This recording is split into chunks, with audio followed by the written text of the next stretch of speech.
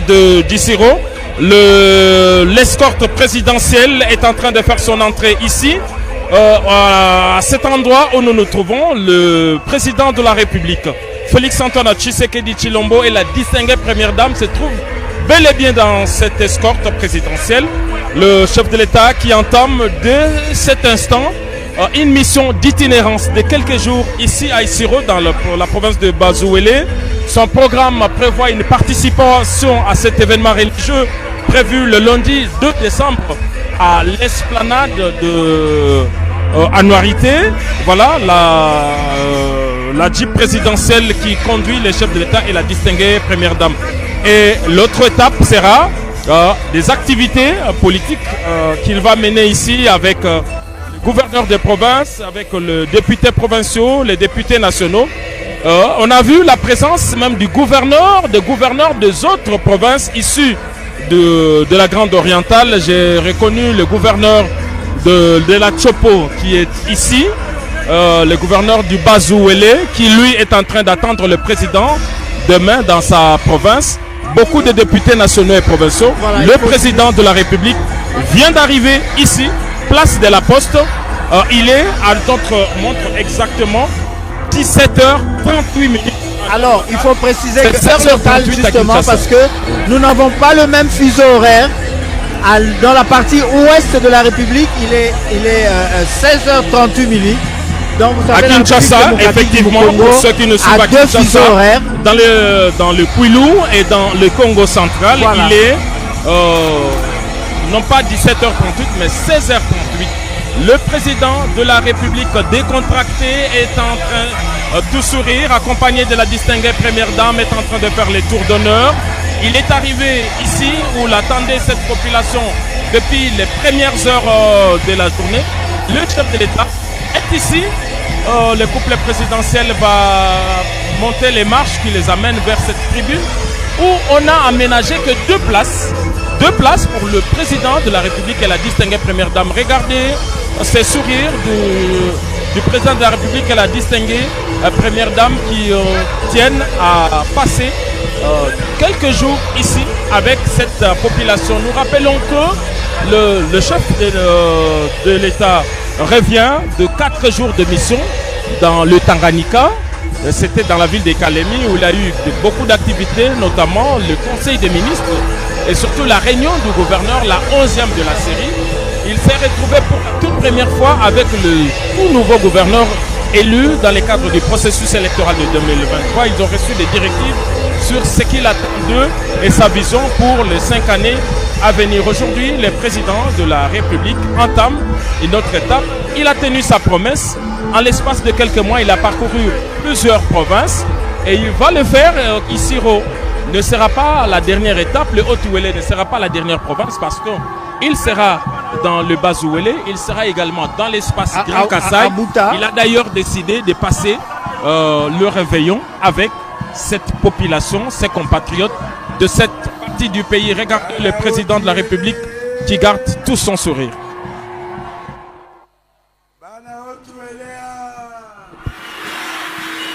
Et c'est Wesali, hein? Ibe Kabae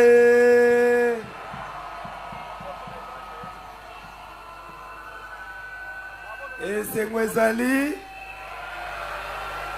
Yakokoka Papa Aye Aye paye mon côté, hein?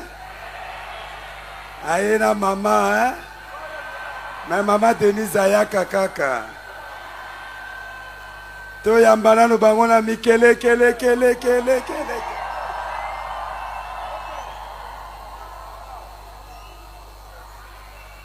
Nakanisi ndenge tolobaki papa akoya depuis élection elekaki na Haut-Ouélé toponaki e makasi pe alakaki biso que après élection akozonga awa akozonga pe misala ekobanda biso moko tomoni ndenge musala ebandi ezala ya goudron hôpital général central photovoltaïque na Beseko à 9 MW na banzela en tout cas esengo ezali ya koyamba ye mais lelo eza mokolo na ye na koloba mingi te tokotikela ye maloba ye apesa bino mbote pe na mikelekelekele mingi toyambi papa Tshisekedi mokonzi ya mboka.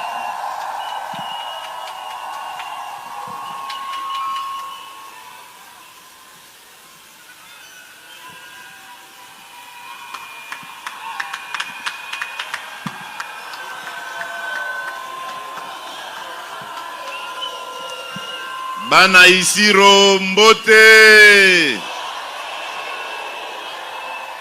bana Otuele mbote, bozali malamu,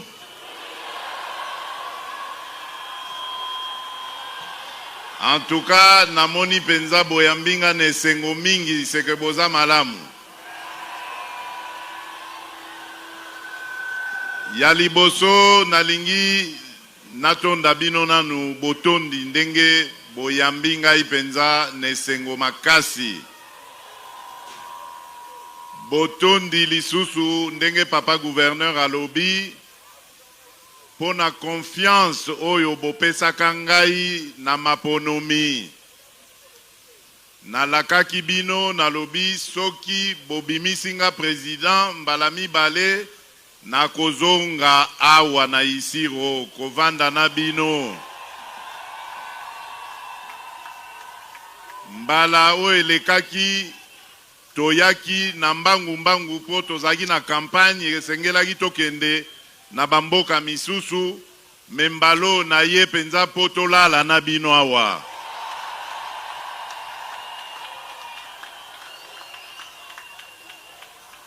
Na ye kotala misala oyo ebandi o nalakaki bino po na ko développer mboka na biso ya Isiro pe province na biso ya Otuele. Po nalingi koyoka ngo na sango te, nalingi komimonela ngai moko. Na ye pe lisusu po tokanisa molimo ya mwana na biso, ya ndeko na biso, ya sœur na biso annualité. Mokolo ya lendi ekozala mokolo yesengo pe ya mawa. Esengo po batomboli lokumu ya mwana na biso annualité na papa wa Roma. Kasi mawa pona kotala ba circonstance nini akufelaki na kozongela yango. Nalingi naloba boye batata ba mama bandeko na ngai oyo ya Otuele. Na campagne tango na yaki awa na pesaki bino promesse ya 6 engagements nazali kozwa na miso na bino. Mikano Motoba nalobaki nako s'engager na miso na bino pe na miso ya Congo mobimba po ete soki bo pesinga confiance na banda na mosala ya koluka misala po na ba jeune. Boyebi ke mboka na biso, population na biso, etondi nde kotonda na ba jeune. Alors, soki tolingi ko garantir ke mboka na biso etikala seko na seko, malamu na développement, esengeli to batela oya biso bilenge. Bilenge basi, bilenge mibali. Engagement wana na bandi deja ko salela yango. Yango na eko ebisa bino ke na mikolo eko ya boko mona ba agence o eko koma awa pona kolandela makambo na bino ya misala.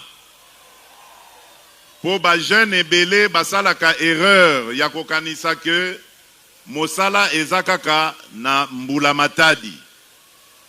Mosala ezali kaka mbula matadi te, mosala ezali pe mayele na yo pe makasi na yo moko elenge. D'ailleurs, yango kutu mutu ebotaka misala ebele ke oya mbula matadi. Mbula matadi akopesa misala me kosuka nesika moko boye po akoki koleka ndelo wana te. Mais ba privé o tobengaka ba entrepreneur privé bango bakoki ko luka ko misala ndenge balingi. Alors yango wana politique na ngai ezali ya kopesa misala na ba jeune. Po ete ba jeune soki bazwi misala bako engager pe ba jeune lokola bango chômage ekosila. Engagement ya mibale nazwaki ezalaki engagement o etali likambo ya sécurité. Yango nalingi nanyata sete esika wana po na bino bandeko na biso ya otuwele. Na wuti koloba wake toye ko commémorer 60 ans ya liwa ya ndeko na biso sœur Anuarité. Toye soki boyebi ebele kati na bino babota makina note atanga yoyo nazaki nanu mwana muke penza tango sœur Anuarité a zwaki likama. Ezalaki kaka makambo oyo bapaya bazako lukela biso lelo ya mbilinga. Ba rébellion esalaki ke ndeko na biso wana akuta na liwa. Lelo lisusu bandeko na biso ba Congolais bavanda te bazoyoka na lisusu na bapaya po bamema lisusu mobulu na liwa na mboka na biso. Likambo wana bino batu bosi boswama na yango bokoki kondima yango susu te. Tokani bondima maloba ya sukali ya lokuta te. Kongo na biso ekobonga na nzela ya mobulu te. Kongo na biso ekobonga na nzela ya lisanga ya bana Kongo. Esengeli tozala bomoko, totala, tosangisa mayele na biso, makanisi na biso, totala ndenge ya kotombola mboka na biso. Nde mosala ngai nazali kokamba na gouvernement na ngai mobimba. Bomoni kutu mama premier ministre azali awa na ba collègue na ye ba ministre bazali awa po nasenga kibaya totala na bango ba problème o ezali awa toyeba ndenge ya kosilisa yango. Donc likambo na lobi ya sécurité ezali likambo motuya makasi. Po soki insécurité koti na mboka makambo ya développement pe esili. Makambo ya kelasi pe esili. Makambo ya misala esili. Makambo ya kotonga banzela esili. Bokoki kolinga te moto ayana bapaya awa po akotisa mobulu. Nyonso wana ezali lokuta bazali kolukande bazwa biso nde na boumbu.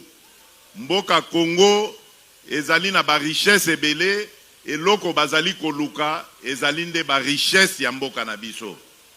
Bazali na tina na bino te. Bakoyande bakangi bino na boumbu babandi kotimola ba richesse o ezali awa bazwa bomengo batika bino na pasi. Likambo wana ata ndeko na yo aye na likambo wana boya yango funda ye pa bakonzi bakanga ye. Bokoki kondima moto aya na lisolo ya mobulu awate. Likambo misato ona lakaki bino bisika nyonso nazalaka koleka na bosa inte na campagne nazalaki koyoka kaka oh dollar.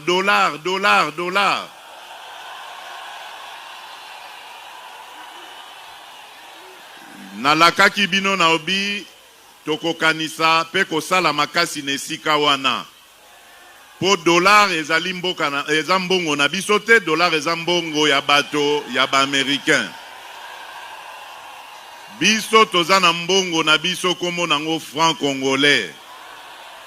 Esengeli topesa yango valeur pe makasi tokobongisa bavi na biso ya mokolo nyonso.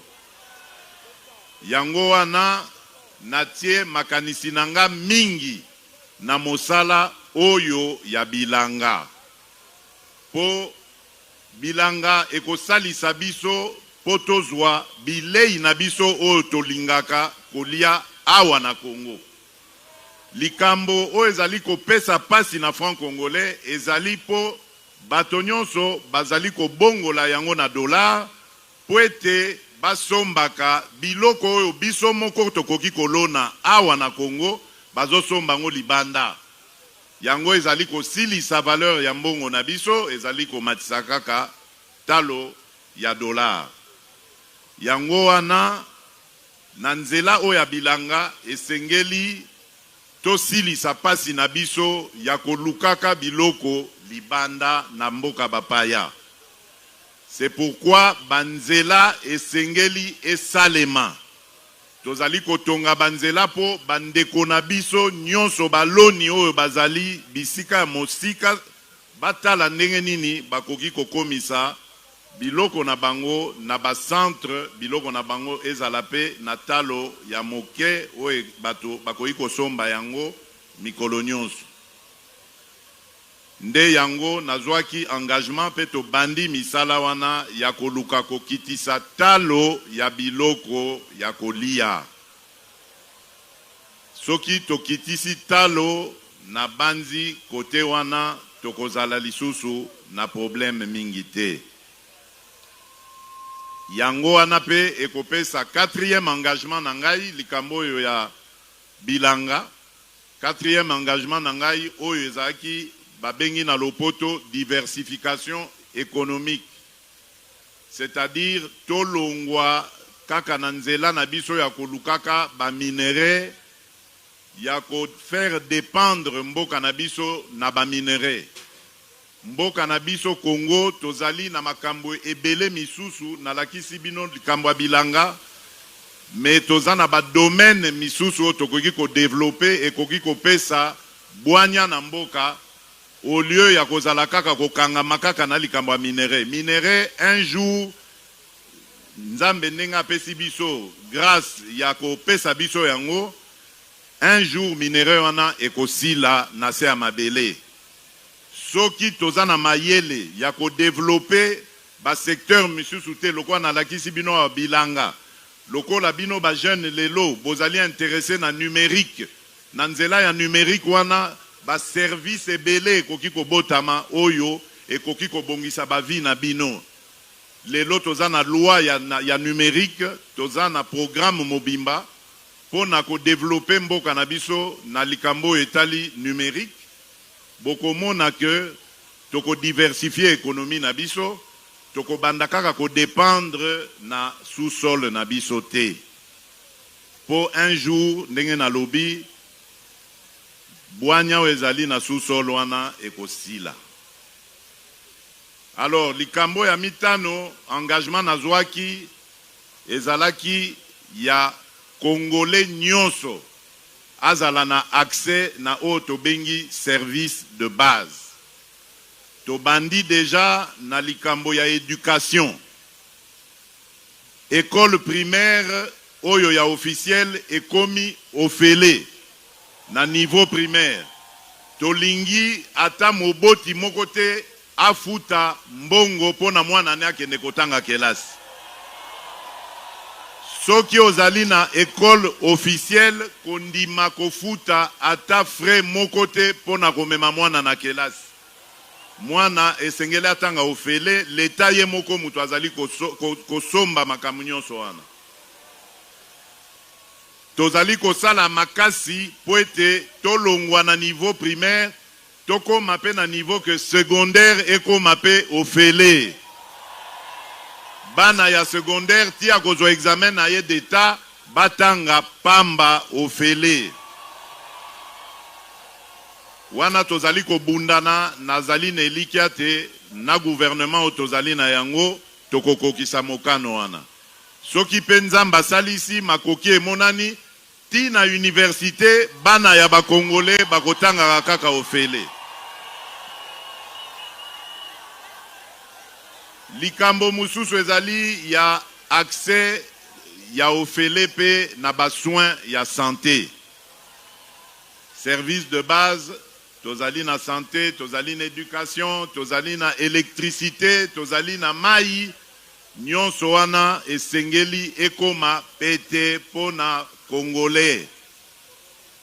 Tobandi déjà na likambo yo tobengi couverture santé universelle. Bokoyoka yango soki nanu boyoki yango te.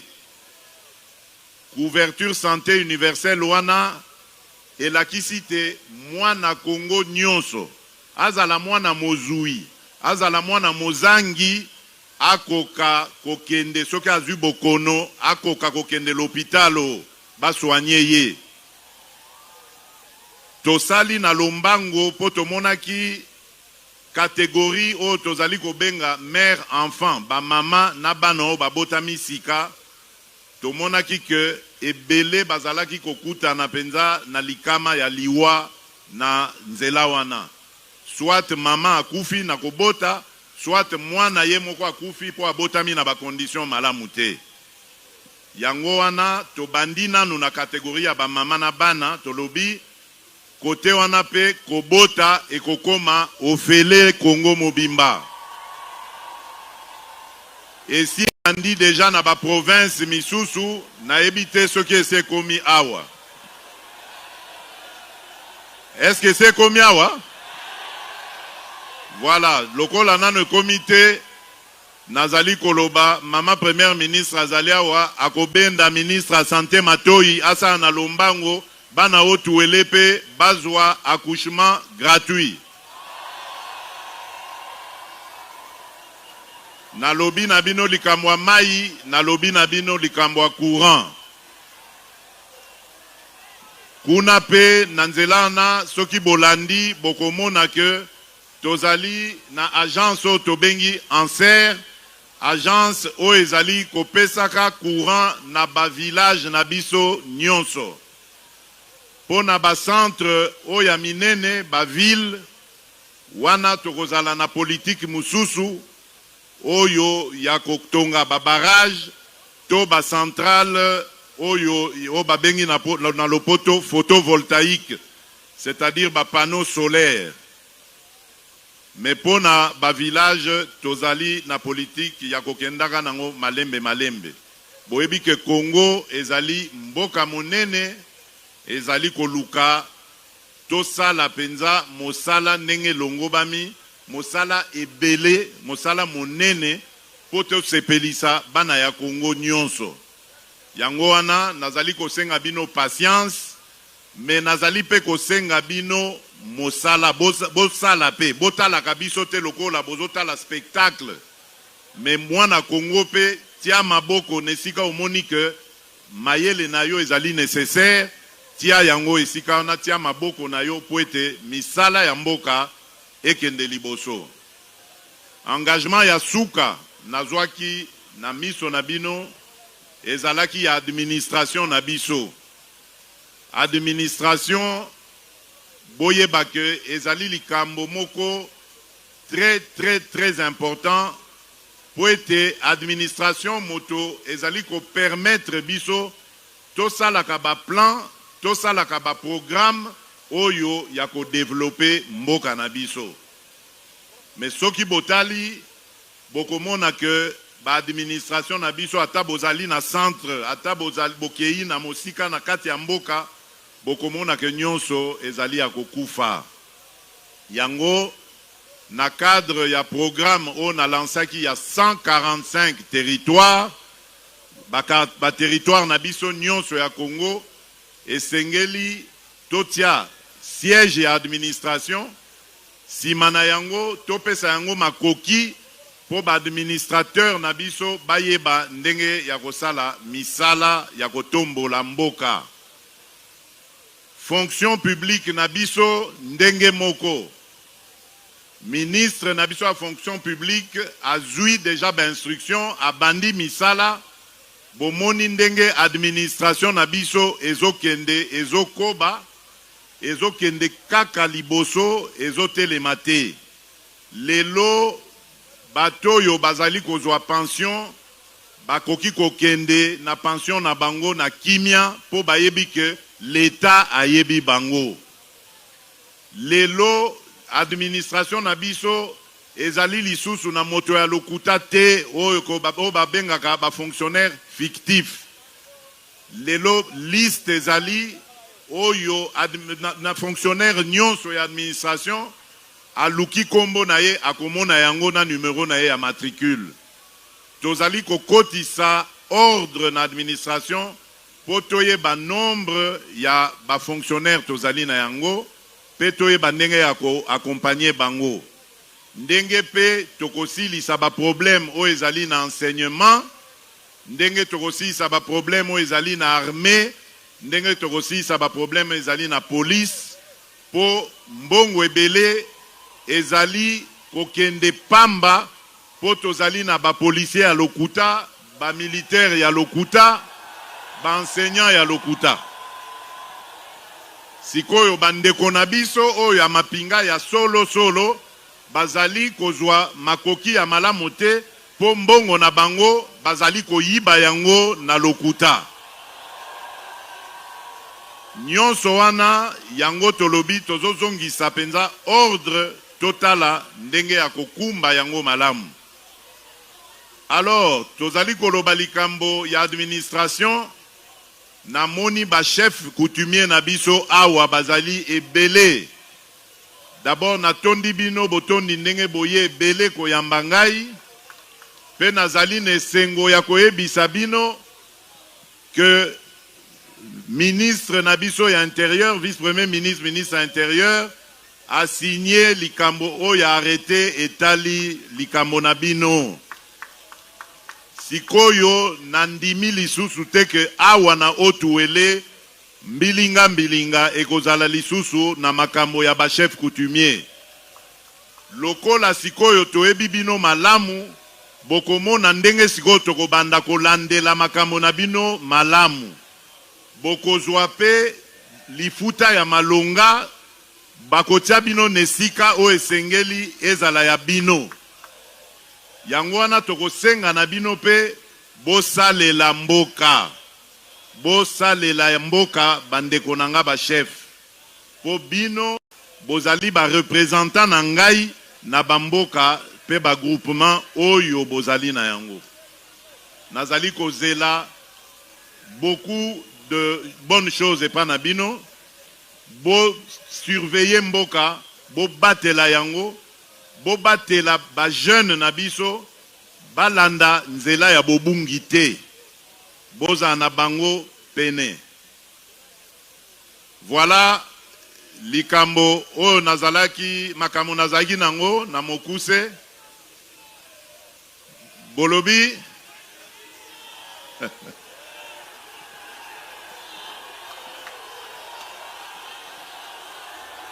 bon, likambo ya constitution. Nabanzi likambo ya constitution. Likambo ya constitution nasi na lobaki na Kisangani nabanzi boyokaki ngai. Nalingi ata moto moko te apekisa bana ya Congo bakanisa likambo oyo ya mboka na bango. Likambo oyo balingi basala na banguna ezali kopekisa biso totala likambo ya constitution oya biso. Constitution wana ndenge na lobaki na bino ezalaki mayele ya bapaya baye kotia na kati ya ba loi na biso po Congo etikala kaka fragile. Alors nga na lobaki likambo na lobaki na Kisangani pe na ko changer yango te. Ndenge na lobaki constitution ekopesama na bana mboka batanga yango malamu batala likambo nini ezali ya kobongisa na kati wana. Soki esili bakolakisa bino peuple congolais po bino nde bakonzi souverain ya mboka oyo ezali peuple congolais. Moto aya kokosa bino te, azala politicien, azala sango, azala pasteur, azala nani akosa bino te. Bozali na droit ya kotala constitution na bino pe kopona eloko nini ezali ya malamu na kati wana to ya mabe ya kolongola. Baya kokosa bino te. Pe ngai pe naza wana po nazala vigilant, natika ata mutu moko te aya kokosa ba Congolais. Et puis baya koyebisa bino te que soki to bandi kokanisa na likambo ya constitution elakisi bana ya Congo bakobunda bakokabwa na kati na bango lokuta. Ezali mayele, ezali likambo ya mayele tozali kotia, tozali kosangisa. Ezali likambo ya bitumba te, bitumba ekouta wapi. Bako sabino pete ke likambo wana ezali président zali koluka 3e mandat na ye lokuta. Likambo ya 3e mandat ezali awate. Likambo nga nazali koluka ezali ya kotala ndenge nini nakoi kosala po natia mboka na ngai na nzela ya malamu. Po mokolo na kosilisa mission na ngai natika oya kozongela ngai sima nzela malamu oyo yepe ya kolanda po na kokontinue kotonga mboka na biso Congo. Donc bako sabino te na banguna waneza batu bazui mikano mitindo ya bato o ya libanda banguna ya mboka na biso oyo bazali kosala bitumba ozali komona tozali ko vivre na est wana bato wana nde baza kozwa mitindo kuna baya kobebisa mitema ya bana Congo awa bolanda bango te bosala ngai confiance ngai na ye pona koboma ndeko na ngai Congolais te na ye pona koboma mboka na ngai Congo te. Toyokani, voilà. Na yebi ke tokomona na lisusu, tozali na bino awa ti mokolo ya lendi. Na komona ebele kati na bino, po bokoya na ndenge ya ba délégation, na koyamba bino, tosolola, na yoka makambu, bozali na yango na mitema. Pona lelo, na sukise bongo, Nkolo Abate Labino. Merci, merci, merci, merci Nabino. Alors, le président de la République a rendu hommage à Noalité tout en regrettant les circonstances de sa mort. C'était le période de rébellion. Nous l'avons souligné jusqu'à Kousema Koibatimba dans nos commentaires antérieurs. Il dit venir à Issirou pour faire le suivi des travaux qui ont déjà débuté pour le développement de la province. Il a rappelé ses engagements de campagne, l'emploi de jeunes, l'accès aux services sociaux de base, les routes, l'autosuffisance alimentaire. Il a mis l'accent sur l'agriculture et la diversification économique et enfin l'administration. Et pour terminer, il a parlé de l'administration publique qui est désormais débarrassée de tout le fictif. Et pour terminer, il a parlé de la Constitution à la demande d'ailleurs du public qui a estimé que c'est un sujet qu'il a oublié. Le public qui est Constitution, et le président de la République a dit que tout ce qu'il a déclaré à Kisangani, il était on ne peut plus clair. Le président de la République s'est exprimé pendant une demi-heure, 30 minutes exactement. C'est à 17h42 heure locale que le président de la République a pris la parole ici à la tribune, place de la Poste. Il a commencé par saluer la population d'Issiro et leur dire toute sa fierté pour l'accueil lui réservé. Merci pour la confiance que vous m'avez donnée aux élections de 2023. J'avais promis de revenir et je suis là, a dit le président de la République. Le chef de l'État s'est justifié également pour dire que la dernière fois, il n'avait pas eu le temps, mais cette fois, il reste avec eux pendant plusieurs fois. Le président de la République a abordé les programmes ces 6 engagements pris au moment de la campagne électorale avec en prime la création des emplois pour le jeune. Dans les jours à venir, a dit le président de la République, il y aura une agence qui va s'occuper de l'employabilité des jeunes. Le chef de l'État a dit que les emplois, on ne le trouve pas seulement au niveau de l'administration, mais aussi ils peuvent être créateurs d'emplois. Tout de suite, compte rendu du gouvernement.